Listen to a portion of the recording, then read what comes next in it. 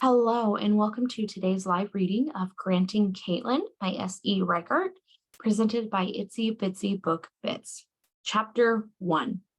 The sun was hotter than hellfire on her dust and sweat-covered skin. Muscles in her shoulders tensed as she tightened her core and narrowed her eyes on the target ahead. The angry bull charged the group of riders, and Katelyn Sullivan dug her heels into Dakota's sides, her hips nudging effortlessly and thighs contracting as they flew, one being, over the expansive field. Dakota's nimble and honed muscles responded to Katelyn as if the same neurological impulses were shared between them. The bull dodged right. Dakota anticipated and responded. It swerved left and tripped in the rush to evade horse and rider, then turned a semicircle around a clump of sagebrush. "Son of a bitch," Katelyn growled. "Go get him."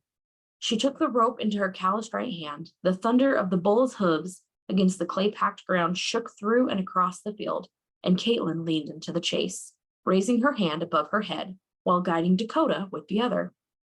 The loop began large and easy as Katelyn slowed her breathing and focused on the twin tips of the horns ahead. While the world sped by at a breakneck pace, it faded in Katelyn's brain, and her focus narrowed. "Ease up, babe," she spoke softly to the Palomino's ears. The mare was attuned to her voice. The bull cantered to the right, as Katelyn anticipated it might, to avoid the approaching fence line, and her nimble fingers tightened the loop and sent it through the dusty air with a whispering hiss. It ringed around the bull's right horn, and before the slack could disappear and cost her a finger, Katelyn wrapped the end around her saddle horn and pulled Dakota up with a lean back and a soft whoa. Without taking the bull to the ground and gently turning its head in the direction she wanted it to go, she safely secured it to Dakota and led it back to the open fence, where it had come over to romance the heifers of Bar Nuns only for show herd. "Wow," one of Bar Nuns' guests gasped, mouth hanging open. "Does she work for you?" The hired hand, being asked, could barely keep his own horse from bolting at the excitement. No. Make that a hell no," Katelyn said as she passed by and tipped up the bill of her ball cap to the yaw-mouthed male guides as she passed. "Ladies." "Who is that?" a man at the back asked tersely. Another guide at the back of the group chimed in. "Katelyn Sullivan, All-State Barrel Racing Champ." "Sullivan, like the baked goods they deliver to the resort?" "That would be her sister Elle." "Quite the horsewoman," the terse man said, and watched her pass by the group, spine straight and riding just as effortlessly as if she'd been born on the horse's back. He hadn't been able to keep his eyes off of her from the minute she jumped the Palomino over the fence and taken after the bull upon hearing the guest's screams from one field over. She certainly was a take-charge type. "She's also an equine therapist. She worked with a couple of our own," the guide remarked as his agitated horse tried to follow Katelyn, "including this one," he grunted.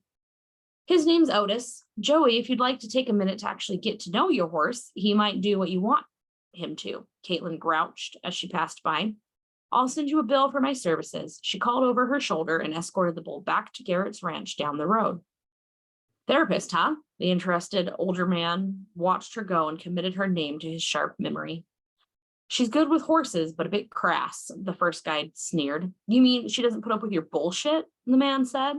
"I need to speak to that young lady," he whispered to his wife. "I think a mutual friend of ours could use her help." "Maybe even his horse, too," the wife wiggled her eyebrows. Katelyn May Sullivan hoisted the western saddle up onto the fence with little difficulty. She wiped the sweat from her neck just below her ponytail and looked out over the cottonweeds into the setting sun. It grazed the bright green shuddering of leaves and left semicircles of shadows at her feet. "That was some decent riding," came an older man's voice from behind. Caitlin turned to the couple approaching the small paddock at the back of her parents' house. She recognized them from the Bar Nun group this afternoon and eyed them with caution. "It was all right, nothing that any decent rider couldn't have been able to handle. Sorry you didn't have better examples with your dudes." She turned to wipe the saddle down. "I'm Jim Parsons, and this is my wife, Sharon." Sharon nudged in front of him. "That was the best thing I've seen all week," she said, and held out her hand. "Should have seen their chins hit the dirt when you roped it in a single throw. Serves them right." Caitlin took her hand with renewed interest and a warmer smile. "Many moons ago, I won Sheridan County Fair in calf roping." "I bet you did, Sharon," Caitlin said. Jim cleared his throat and Caitlin turned to shake his as well. What can I do for you two? I assume you don't need real riding lessons. She smiled. Jim put his hands on his hips, and Caitlin felt like she was about to get roped into something herself. I hear you're an excellent equine therapist as well as a hell of a barrel racer. My reputation might have been exaggerated. Humble was fine too, he said and nodded. I have a proposition for you. Caitlin looked across the paddock to the small stables where Dakota had finished her dirt bath and was now swishing her long blonde tail at the water trough. When Jim didn't go on, she turned back to look at him. I'm afraid to ask what that might be, Caitlin said, disliking the hanging question in his voice. Sharon sighed, threaded her fingers together, and leveled her eyes on Caitlin. Have you ever heard of Tennyson Stables, the horse racing facility in North Carolina? Ian Tennyson owns one of the most promising bloodlines of thoroughbreds in America. Caitlin leaned back on the fence, took off her gloves, and tucked them in her back pocket. She looked back to the burly and hardworking quarters her family had bred, a long way from the best thoroughbreds in America. Can't say I've heard of them, truth be told. That world clashed with the ideals of her heart. She'd seen too many case studies of racehorses and the damage done to their bodies for the sake of payout. Grant Tennyson, Ian's son, is a friend of mine. When he came over from the UK about 10 years ago, it was his first experience with that kind of work. I helped him get Tennyson Stables up and running. He's managing the facility himself now. Caitlin could read the slight change of tension in Jim's voice. Okay. But he's had a rough go of it lately, especially with their breeding program. So what's the problem exactly? Jim smiled and leaned on the pole fence next to her, studying Dakota. Well, it's their prize stallion, Hugh Dancy McFinnigan O'Shea. Caitlin snorted. Jesus, that's a hell of a name. Yeah, pompous, I know, Jim said. So what happened to McFinnigan Sir Prancelot? Sharon stifled a chuckle. Hugh was in an accident last fall, and he's not performing as he should be. Well, I'm sorry to hear that, Caitlin said. Surgery? They flew in the finest equine surgeons they could find, and initially it went well, but he's not responding to the recovery program. Caitlin watched Jim's body language. He seemed reserved, holding back the whole truth. Surely Tennyson can find a closer and more experienced therapist. Well, Sharon interjected, Grant is She cleared her throat and looked out into the red-soiled paddock. What? Caitlin scowled. Grant isn't good with people. He's fired most of the therapists assigned to Hugh. Golly, that sure sounds like a fun job. I don't think I'd be a good fit. That's just it, Sharon interrupted. Jim and I, after seeing you ride and deal with the ranch hands this afternoon, well, we both think you might be exactly the right person for the job. Caitlin looked at Sharon sideways. On account of my charming personality? On account of you seem like someone who doesn't put up with bullshit, and this job requires a bit of fearlessness. Caitlin didn't respond. She sighed with a troubled scowl set between her brows. Her brain turned the idea around and around in her head. She liked a challenge. She didn't put up with bullshit. And lost causes were a specialty of the Sullivan clan, her father had always said. What kind of injury? She asked. He took a bad fall down an embankment. He was being pushed too hard over rocky terrain, pulled a tendon in his chest, tore ligaments in his forefoot. Caitlin nodded and thought.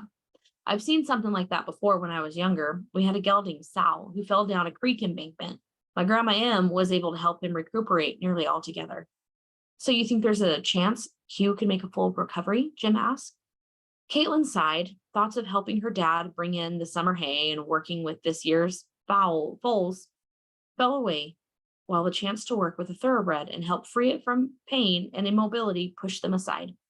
The added bonus of working in a new place with high-end stables, no doubt a beautiful arena, and getting out of Sweet Valley for a spell, did its own work on her stir-crazy brain. Could be, she whispered. Great, I'll make a few calls this evening and have it arranged, Sharon said resolutely and shook Caitlin's hand again. Okay, Caitlin stuttered. Is this Grant guy going to be upset if I just show up? Caitlin asked. Jim smiled a charming grin and winked. Don't worry, Miss Sullivan. I don't think he'll stand a chance. Well, I don't know what that means. Sharon smiled and a slight blush rose in her cheeks, flashing her mischievous blue eyes. I'm sure he'll love you. I'm not very lovable, Caitlin said awkwardly. Jim and Sharon laughed together and Jim gave her one of his cards. We'll be in touch. They walked away hand in hand and whispering excitedly to one another. Caitlin sighed. It wouldn't hurt to take a look. Chapter 2. Grant woke, cold from sweat and fists swinging into the empty air. His muscles shook the bed springs beneath him when he sat up against the sharp memories still vivid in his brain. He could hear Hugh's echoing, terrifying scream, as though he knew he would die, but lacked the power to stop the fall. Dazed, Grant looked down over the side of the ostentatious bed for the horse that had fallen into the ravine, for the woman he had tried to get back to. He gasped and ran his hands through his hair. With no longer the body of a young, his once dislocated shoulder ached at the memory. His left leg throbbed where the femur had suffered such unforgivable damage. Grant willed the muscle to stop seizing beneath the scar. A knock at his door focused reality. Jeffers, the old graying butler, peeked his haphazard head in through the doorway with a night lamp. "Are you all right, sir?" he said in a stoic British voice. The hint of concern made Grant shy away, just as with any warmth. "Of course I am. Why wouldn't I be?" Despite having lived in America for the last 10 years, shades of his childhood Scottish burr filtered in through the weakness of fatigue and fear. Jefferson stepped into the room in his plaid bathrobe and gave him a knowing once-over. Jeffers had been present for many of his sleepless nights from boyhood on. "I heard screaming, sir. That is to say, you were screaming." "Don't be ridiculous, Jeffers. Old age has made you delusional. Get out before I call the hospital and have you committed for senility," he said harshly, and the cultured sound of his years in English boarding schools reasserting itself into his voice. Jeffers frowned. "As you wish it, sir." He rolled his eyes with a nod and turned to leave. "Shall I wake you somewhat later than normal?" he said, turning the door as the thought occurred to him. "What? Don't wake me at all. I'll get up for myself," Grant said.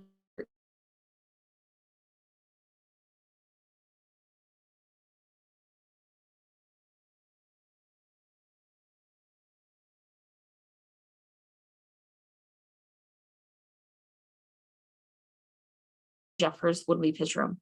The empty and crushing sense of darkness surrounding him, being all alone. "Fool, you've always been better off alone. Always," he argued, throwing himself back into bed and forcing his eyes closed.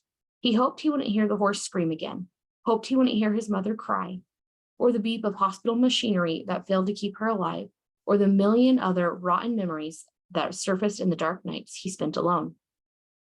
"I did not," he yawned, and tears escaped the corners of his eyes. "Need anyone." Exhaustion fell heavy and silenced his protest. He imagined fingers through his brown, soft, curled hair, gently lulling him to sleep. So little comfort was left in his life that he didn't apply his overriding sense of reason to stop them.